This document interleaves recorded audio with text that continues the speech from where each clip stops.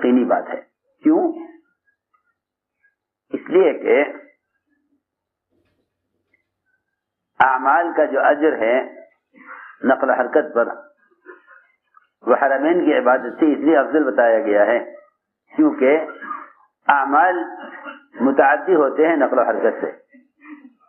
اعمال متعدی ہوتے ہیں نقل و حرکت سے.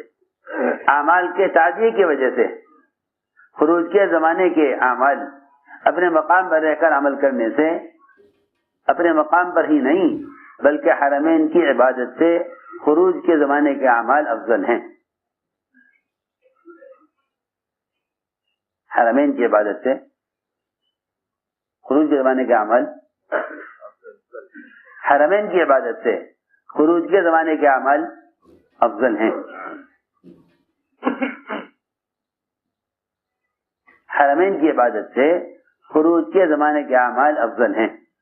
ایک حدیث نہیں بہت حدیثیں ملیں گی اور ایک قرآن کی آیت نہیں بہت قرآن کی آیتیں ملیں گی. تفضل اللہ المجاہدین علی القاعدین اجرا عظیما. اللہ نے اپنے راستے میں نکل کر عبادت کرنے والوں کا اجر مدینہ اور مکہ مکرمہ میں بیٹھ کر عمل کرنے والوں سے اونچا رکھا ہے. کیونکہ حرمین کی عبادت پر شخصی اجر ملے گا. حرمین کی عبادت پر کیا ملے گا؟ شخصی اجر ملے گا، یعنی انفرادی اجر ملے گا. آپ کے اپنے عمل کا اجر بس آپ کے اپنے عمل کا اجر ملے گا.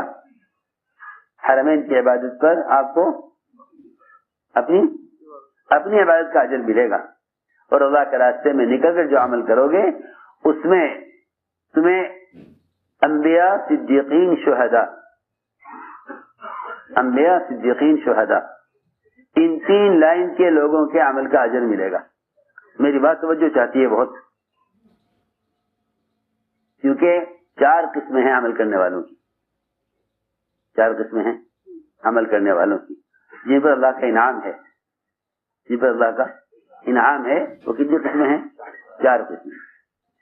اولئک الذین انعم اللہ علیہم من النبیین والصدیقین والشہداء والصالحین. 4 قسمیں ہیں جن پر اللہ کا انعام ہے. ان 4 قسموں میں سے 3 قسمیں محنت کرنے والی ہیں. 3 قسم کے لوگ وہ ہیں جن کی محنت دوسروں پر بھی ہے. ایک قسم وہ ہے جن کی محنت اپنی ذات پر ہے. 3 قسمیں وہ ہیں جن کی محنت دوسروں پر ہے. ایک قسم ہے صالحین کی جو اپنی ذات پر محنت کرتے ہیں. ہماری بات توجہ سننی چاہیے. 3 قسم کے لوگ ہیں جن کی محنت دوسروں پر ہے. 3 قسم کے لوگ ہیں جن کی محنت دوسروں پر ہے. انبیاء، صدیقین، شہداء. ایک وہ جو اللہ کی طرف سے نہیں بنا کر بھیجے گئے، وہ دوسروں کو دعوت دیتے ہیں. دوسرے صدیقین. صدیق وہ ہیں جو اللہ کے رسول کی مدد اور نصرت میں اور ان کے بات کی تصدیق میں حق ادا کر دے، وہ صدیقین ہیں. اور تیسری قسم شہداء کی ہے جو اس کام کو کرنے میں اپنی جان لگا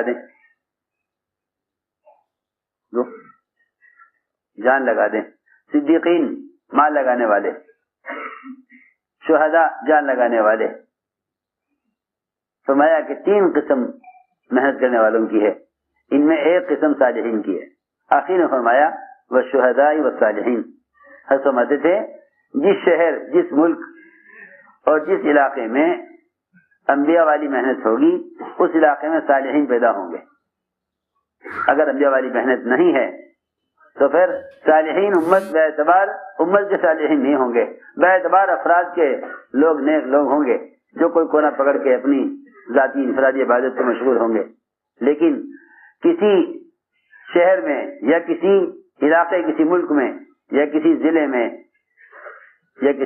یا کسی محلے میں تمام لوگ صالحین جب بنیں گے، تمام لوگ صالحین، دیکھو میں اس کی بات میں نقل کر رہا، تمام لوگ صالحین جب بنیں گے جب ان 3 لائنوں کے اعتبار سے محنت ہوگی، انبیاء، صدیقین، شہداء، انبیاء، صدیقین، شہداء۔ حضرت عمر، حضرت عثمان، حضرت علی، ان 3 کے زمانے خلافت کے اعتبار سے تو شہداء کی طرف اشارہ کر دیا، اور صدیق جو ہیں ابو بکر صدیق اور محمد صلی اللہ علیہ وسلم، اگر قیامت تک امت اس اعتبار سے محنت کرے تو پھر اس کا نتیجہ یہ نکلے گا آخر میں کہ ہر ملک، ہر علاقے میں امت اجتماعی طور پر صالحین والی، اجتماعی طور پر صالحین والی ہوگی۔ ہماری بات توجہ سے سننی پڑے گی بہت۔ اجتماعی طور پر امت صالحین والی جب ہوگی، اجتماعی طور پر امت صالحین والی جب ہوگی، جب یہ 3 لائن سے محنت کی جائے، اور اگر انبیاء اور صدیقین اور شہداء ان 3 لائن کی محنت نہیں ہے تو پھر صالحین جو ہیں وہ بے اعتبار مجموعے کے نہیں ہوں گے، بلکہ صالحین بے اعتبار افراد کے ہوں گے۔ ہماری بات بہت توجہ چاہتی ہے، پھر صالحین جو ہوں گے بے اعتبار افراد کے ہوں گے۔ لوگ کہیں ہاں جی فلاں علاقے میں فلاں بزرگ ہیں، فلاں علاقے میں کتنا بڑا گاؤں ہے لیکن ایک ہی مسجد ہے، بھائی کتنے نمازی ہیں؟ کہ جی نہیں، نمازی تو پورے گاؤں میں 1000 کی 10,000 کی آبادی ہے، لیکن نمازی تو 2-4 ہی ہیں۔ اس کا مطلب یہ ہے کہ افراد کے نیک ہونے کا نام یہ نہیں ہے کہ یہ صالحین کا علاقہ ہے، نہیں، اس علاقے میں کچھ صالحین ہیں۔ ہم عرض کر رہے بے اعتبار امت کے، بے اعتبار مجموعے کے مسلمان صالحین کی صفت پر آئے، یہ جب ہو سکتا ہے جب ان 3 لائنوں سے محنت ہو، انبیاء، صدیقین، شہداء۔ ہم نے عرض کیا کہ اللہ کے راستے میں نکل کر عمل کی فضیلت حرمین کی عبادت سے افضل ہے۔ اللہ کے راستے میں نکل کر عملی محنت حرمین کی عبادت سے افضل ہے، کیونکہ حرمین میں رہ کر عبادت کرے گا تو اسے اجر ملے گا، وہ اجر ملے گا صالحین والا، اجر ملے گا صالحین والا۔ آدمی اپنی ذات سے نیک ہے، اپنی ذات سے نیک عمل کر رہا ہے تو اس کو جو اجر ملے گا وہ اجر شخصی ملے گا، وہ اجر شخصی اور انفرادی ملے گا۔ اور اگر اللہ کے راستے میں نکل کر عمل کرے تو اس کو جو اجر ملے گا عمل پر، وہ اجر اجتماعی ملے گا، وہ اجر اجتماعی ملے گا۔ اس کو جو اجر ملے گا اللہ کے راستے میں نکل کر عمل کرنے کا، وہ اجر اجتماعی ملے گا، کیونکہ جو بھی اسے دے کر عمل کرے گا ان سب کے اعمال کا اجر اس طرح کو ملتا رہے گا۔ اللہ اکبر۔ ایک روایت میں ہے کہ اگر کوئی شخص اپنا پرانا کرتا جو اس سے بیکار ہو چکا ہو وہ کسی مسکین کو پہنا دے، پرانا کرتا، فرمایا کہ اس کرتے کا ایک تاگا بھی جب تک اس مسکین کے بدن پر رہے گا پہنانے والے کو اجر ملتا رہے گا، اگرچہ پہنانے والا مر کر قبر میں جا چکا ہو۔ پہنانے والا مر کر قبر میں جا چکا، پہنانے والا مر چکا ہے، لیکن جب تک اس کرتے کا ایک تاگا مسکین کے بدن پر رہے گا پہنانے والے کو اجر ملتا رہے گا مسلسل۔ جی آدھا کرتا نہیں، ایک ٹکڑا نہیں، روایت میں ہے ایک تاگا، اس کرتے کا ایک تاگا جب تک اس مسکین کے بدن پر رہے گا پہنانے والے کو اجر ملتا رہے گا، اگرچہ پہنانے والا مر کر قبر میں جا چکے۔ دیکھو سوچو، جب ایک آدمی کو ایک کرتا پہنانے میں اجر کا اتنا استمرار ہے اور اتنی مدت اجر رہے گا تو جو آدمی دوسروں کو دعوت دے گا عمل پر لے آوے، یہ سارے اعمال میں سے کوئی ایک عمل بھی کرتا رہے گا تو بتاؤ اس دعوت دینے والے کو دوسرے کو عمل پر آمادہ کیا ہے، اسے اس کے عمل سے کتنا اجر ملتا رہے گا؟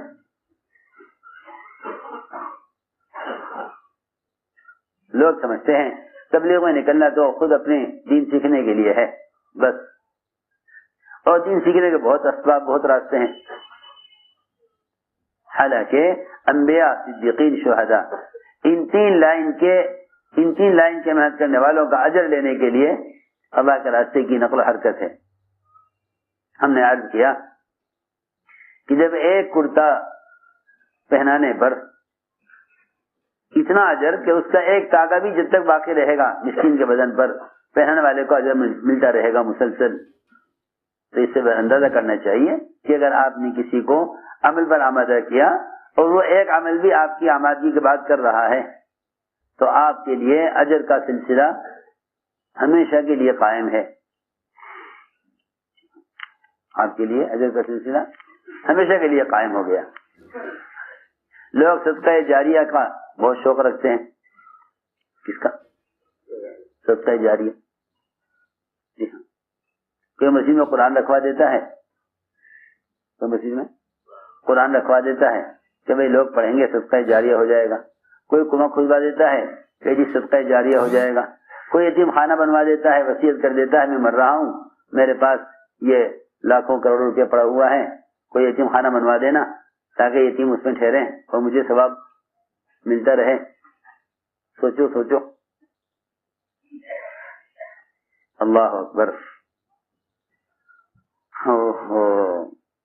لوگوں کی محض دنیاوی ضروریات کے پورا کر دینے کے اعتبار سے لوگوں میں صدقہ جاریہ کا اہتمام ہے. لوگوں کی دنیاوی ضرورت پوری کرنے کے لیے صدقہ جاریہ کا لوگوں میں اہتمام ہے. حالانکہ انسانوں کی ضروریات کی پورا کرنے کے لیے تو غیر مسلم بھی مال خرچ کر رہے ہیں. وہ مسلمانوں کے حالات میں مسلمانوں کو پورا ساتھ دیتے ہیں. کہیں زلزلہ آ جائے، کہیں سیلاب آ جائے، کہیں ٹرینیں ٹکرا جائیں، کہیں کوئی اور مصیبت، کوئی حادثہ پیش آ جائے تو غیر مسلم مسلمانوں کی مدد کرتے ہیں. غیر مسلم مسلمانوں کی مدد کرتے ہیں. یہ غیر مسلم مسلمان کی مدد کر سکتے ہیں مگر اسلام کی مدد مسلمان کے علاوہ کوئی نہیں کر سکتا. اسلام کی مدد مسلمان کے علاوہ کوئی نہیں کر سکتا. غیر مسلم اسلام کی مدد نہ کریں گے اور مسلمان کسی غیر مسلم کے مسلمان کی مدد کرنے کو یوں سمجھتا ہے کہ اسلام کی مدد ہو رہی ہے، حالانکہ یہ اسلام کی مدد نہیں ہے. اسی طرح اگر مسلمان کی مالی مدد کرے تو یہ اسلام کی مدد نہیں ہے. اسلام کی مدد نہیں ہے. میں نے اس لیے عرض کیا ہے کہ لوگ صدقہ جاریہ کے طور پر خیر کے کام کر لیتے ہیں اور پھر یہ سمجھتے ہیں کہ بس ہمیں کیا کرنا ہے، ہمیں تو اس صدقہ جاریہ کا اجر ملتا رہے گا. صدقہ جاریہ کا اجر ملتا رہے گا. حالانکہ بات سب کے ذہن میں رہے کہ صدقہ جاریہ کا عمل اور صدقہ جاریہ کا اجر یہ آدمی کے اپنے عمل کا بدل نہیں بن سکتا.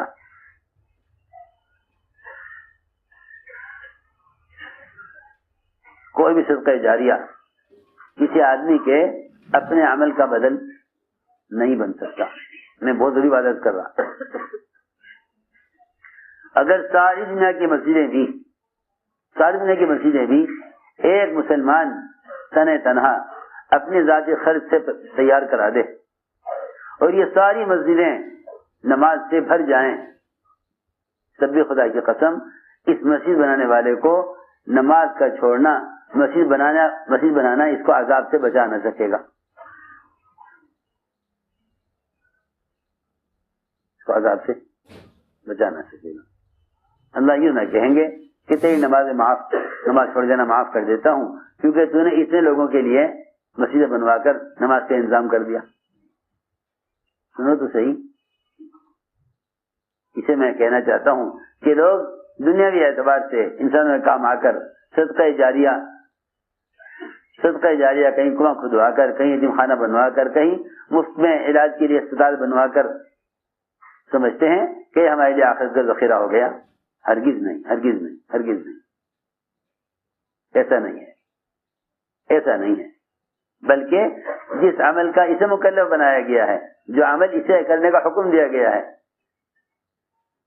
کیونکہ مسلمان کے ساتھ معاملہ اللہ کا یہ ہے کہ اس کے تمام اعمال خیر کا بدلہ آخرت میں جب ملے گا جب یہ اسلام کے فرائض اور ایمان کے فریضے پر آ جائے. اگر یہ اسلام اور ایمان کے فریضے پر نہیں ہے, اگر یہ اسلام اور ایمان کے فریضے پر نہیں ہے تو اللہ غیروں کی طرح مسلمان کو اس کے خیر کے کاموں کا بدلہ دنیا میں دے کر نمٹا دیں گے. اس کے خیر کے کاموں کا بدلہ کہاں لے لو. تم نے خیر کا مال خرچ کیا تو اس کا بدلہ, اللہ تو کسی پر ظلم کرنے والے نہیں ہے. ہاں سنو تو صحیح, میں کیا کہہ رہا. لوگ جان پر آنے والی مصیبت کو مال پر ٹال دیتے ہیں اور خوش ہوتے ہیں کہ اللہ کا بہت بڑا کرم ہو گیا کہ جان پر آ رہی تھی مگر مال پر ٹل گئی. سنو تو صحیح, ڈاکو آئے, مال نکال کر لے گئے, جان بچ گئی, تو کیا کہتے ہیں کہ میاں لاکھوں پائے, جان بچی لاکھوں پائے. اگر مال چلا گیا تو کیا بات ہے, جان تو ہے, پھر جان لگے گی مال پر, پھر مال آ جائے گا. جانے تمہیں آ رہی بات. یہ بات دنیا کے اعتبار سے تو چل جائے گی, یہ بات دنیا کے اعتبار سے چل جائے گی, لیکن آخرت کے اعتبار سے یہ بات چلنے والی نہیں ہے کہ جو اللہ کی طرف سے فرائض اور احکام جان پر آ رہے ہیں ان کا متبادل مال کبھی نہیں بن سکتا. سمجھ آ رہی نا بات. جو فرائض تیری جان سے متعلق ہیں, جو فرائض تیری جان سے متعلق ہیں, مال اس کا بدل نہیں بن سکتا. سنو غور سے بات, میں کہوں گا آگے, اس سے آگے اگلی بات. پہلی بات کو سمجھ لو کہ جو احکام تیری جان سے متعلق ہیں, جو احکام تیری جان سے متعلق ہیں, مال اس کا بدل نہیں بن سکتا. بہت سے لوگ ایسے ہیں جو خیر کے کاموں میں مال خرچ کر دینے کو سمجھتے ہیں کہ جان پر آ رہی تھی مال پر ٹل گئی. اتنی اعتبار سے تو ہو سکتا ہے, جیسے میں نے مثال دی ہے کہ ڈاکو آئے, مال لے گئے, جان بچ گئی. لوگ خوش ہوتے ہیں, لوگ خوش ہوتے ہیں کہ چلو مال تو اور آ جائے گا, جان تو بچی ہے نا. یہ دنیاوی اعتبار سے تو چل جائے گی بات, لیکن میں نے اسے عرض کیا کہ اگر ایک فرد, ایک شخص ساری دنیا میں مسجد تعمیر کرا دے, اللہ اسے اتنا مال دے, لیکن اگر یہ اس نے نماز کو ضائع کیا تو یہ مسجدوں کی تعمیر کرانا یہ اس کی نماز کا بدل نہیں ہو سکتا. اس کی نماز کا بدل نہیں ہو سکتا. جہنم کے عذاب کی جو وعید نماز کے چھوڑنے پر ہے وہ وعید اپنی جگہ باقی رہے گی. مسجد کا تعمیر کرانا اس کو نماز کے فریضے کے ضائع کرنے کے عذاب سے نہیں بچا سکے گا, سیدھی بات ہے. تو میں نے عرض کیا کہ لوگ خیر کے کاموں میں مال خرچ کر دینے کو, اپنی آخرت کے نجات کے لیے کافی سمجھ لیتے ہیں. دھیان سے سننا بات. مشرکین مکہ بیت اللہ کے متولی, مشرکین مکہ بیت اللہ کے متولی, مشرکین مکہ بیت اللہ کے متولی, اور خرچ کا حال یہ کہ پورے سال کماتے تھے اور حج میں آنے والے حاجیوں پر خرچ کرتے تھے. بھائی حاجیوں سے پیسہ کمانا یا حاجیوں کو کے ذریعے سے دنیا بنانا یہ تو بہت ہی کمینے پن کی بات ہے. یہ تو بہت ہی کمینے پن کی بات ہے کہ آنے والے حاجیوں سے آدمی پیسہ کمائے یا حج کرائے لوگوں کو اور پیسہ کمائے. مشرکین مکہ اس کو عیب سمجھتے تھے کہ جو آدمی اللہ کے گھر پر آیا ہے, اللہ کی نسبت پر, جو آدمی اللہ کے گھر آیا کس پر, اللہ کی نسبت پر, ہم اس سے ہم تجارت کریں, اس سے پیسے لیں. یہاں تک احترام کرتے تھے مشرکین کہ جو جانور بیت اللہ کی طرف لایا جا رہا ہے قربانی کے لیے, اس ڈاکو بھی راستے میں ان جانوروں کا احترام کرتے تھے. ڈاکو جو راستوں میں آنے والے قافلوں کو لوٹتے تھے اور ان کے جانوروں کو چھین لیا کرتے تھے اور کاٹ کھاتے تھے. قلادہ لٹکا دیا جاتا, دور سے نظر آ جاتا کہ یہ جانور بیت اللہ کی طرف جا رہا ہے, اسے کوئی کچھ نہیں کہہ سکتا. اتنا احترام, اتنا احترام کرتے تھے. یہاں تو حاجی بیچارہ ہر قدم پر کھڑے رہے, کہیں ایجنٹ, کہیں وکلا, کہیں میزبان. لیکن زمانے جاہلیت میں مشرکین سے حج کے لیے پیسے لینا یہ سب سے بڑا کمینہ پن اور سب سے زیادہ سب سے بری چیز سمجھی جاتی تھی. ایک مشرک عاص بن وائل وہ سارے حاجیوں کا تنہا کھانے کا انتظام کرتا تھا. اس کا اعلان ہوتا تھا مینا میں کہ کوئی سی حاجی کو چولہا جلانے کی اجازت نہیں ہے. ایک مشرک صرف عاص بن وائل, ایک مشرک عاص بن وائل سارے حاجیوں کے لیے کھانے کا انتظام کرتا تھا. ایک مشرک عاص بن وائل سارے حاجیوں کھانے کا انتظام کرتا تھا تنہا.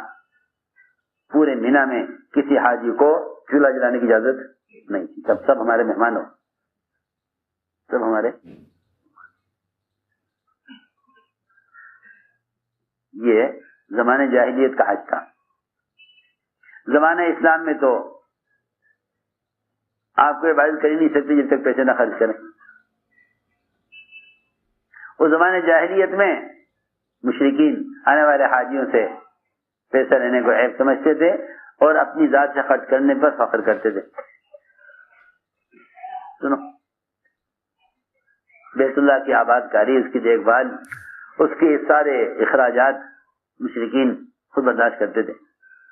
اللہ نے فرمایا قرآن میں اجعلتم سقایۃ الحاج وعمارۃ المسجد الحرام کمن آمن باللہ والیوم الآخر وجاہد فی سبیل اللہ لا یستوون عند اللہ, کہ تم نے آنے والے حاجیوں کو لسی اور دودھ پلانے اور انہیں کھانے کھلانے اور انہیں ٹھہرانے اور بیت اللہ کی دیکھ بھال اور بیت اللہ کی آباد کاری کو تم نے اس شخص کے برابر کیسے سمجھ لیا جو اللہ پر ایمان لائے اور آخرت کا یقین رکھے اور اللہ کے دین کی محنت کرے,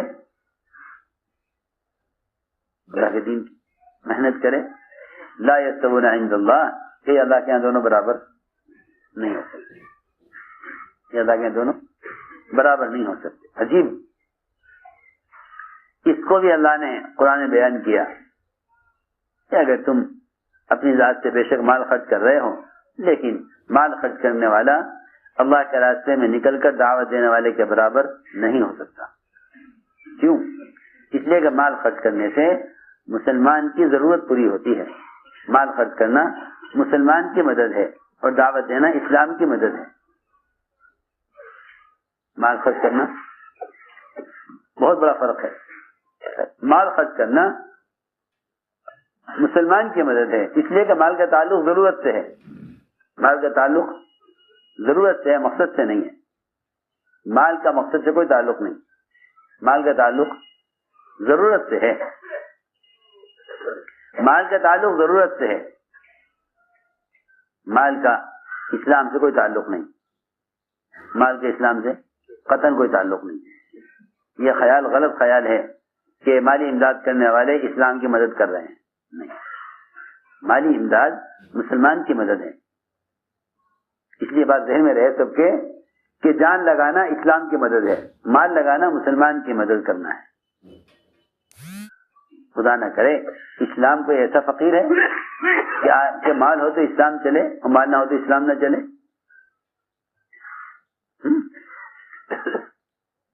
بہت حضرت فرماتے تھے بہت اہتمام سے اس بات کو کہ مال خرچ کرنا یہ مسلمان کی امداد ہے، اسلام کی نہیں. کیونکہ مال کا تعلق ضرورت سے ہے، مقصد سے نہیں ہے. مال کا تعلق ضرورت سے ہے، مقصد سے نہیں ہے.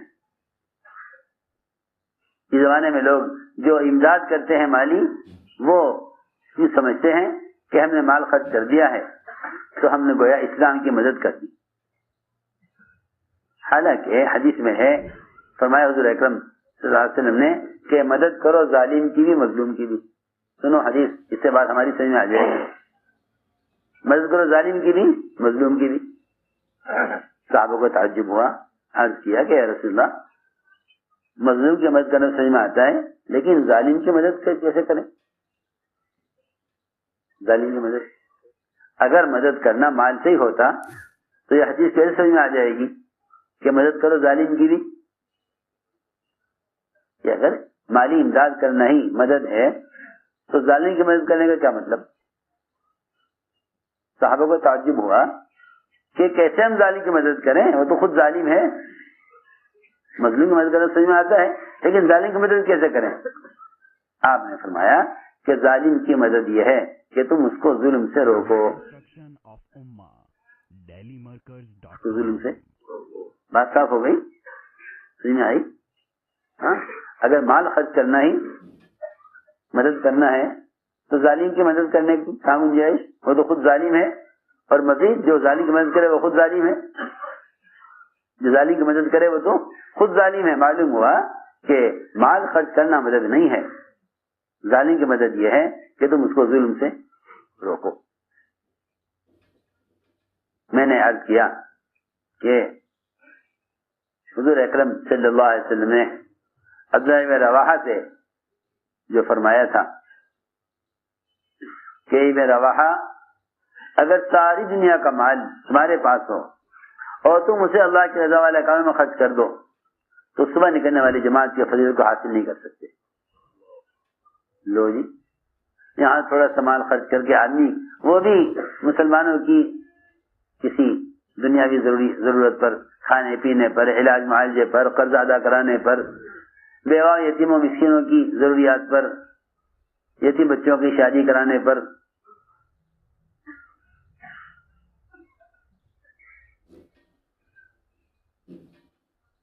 اگر واقعی اگر یہ بات کہی جائے اور سمجھی جائے کہ اگر کسی شخص کو ساری دنیا کا مال دے دیا جائے اور وہ اس سارے مال کو خیر کے کاموں میں خرچ کر دے جس سے اللہ بھی راضی ہو جائیں اور یہ خرچ کرنے میں مخلص بھی ہو، لیکن پھر بھی خدا کی قسم اس ساری دنیا کے مال کو خیر کی راہ میں خرچ کرنے والا آج دن اللہ کے راستے میں نکل کر دعوت دینے والے کے برابر نہیں ہے. کیوں؟ اس لیے کہ اگر کوئی شخص قیامت میں اللہ کے عذاب سے بچنے کے لیے ساری دنیا پیش کر دے اللہ کے سامنے تو وہ اللہ کے عذاب سے بچ نہیں سکتا. یہ تو آپ قرآن کی آیت بار بار پڑھتے ہیں، لَفْتَدَوْا بِهِ مِنْ سُوءِ الْعَذَابِ يَوْمَ الْقِيَامَةِ وَمَا تُقُبِّلَ مِنْهُمْ، کہ اگر یہ فدیے میں ساری دنیا پیش کر دیں، ایک عالم نہیں سارے عالم پیش کر دیں، تب بھی یہ سارا مال اللہ کے عذاب سے نہیں بچا سکے گا. سنو تو صحیح غور سے بات. تو پھر اس کا مطلب یہ معلوم ہو گیا کہ اگر ساری دنیا عذاب سے بچنے کے لیے پیش نہیں کی جا سکتی تو پھر آدمی دنیا میں خیر کے کام کر کے خیر کے کام اگر کر لے دنیا میں تو یہ سارے خیر کے کام خرچ کرنے کے، اخراجات کے، خیر کے راہ میں مال خرچ کرنے کے، یہ عمل کا بدل کیسے ہو سکتا ہے؟ جب عمل کے بدلے میں ساری کائنات قیامت میں پیش نہیں کر سکتا.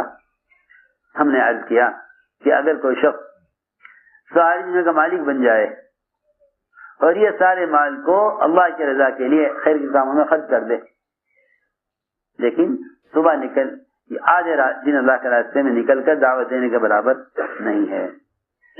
کیوں؟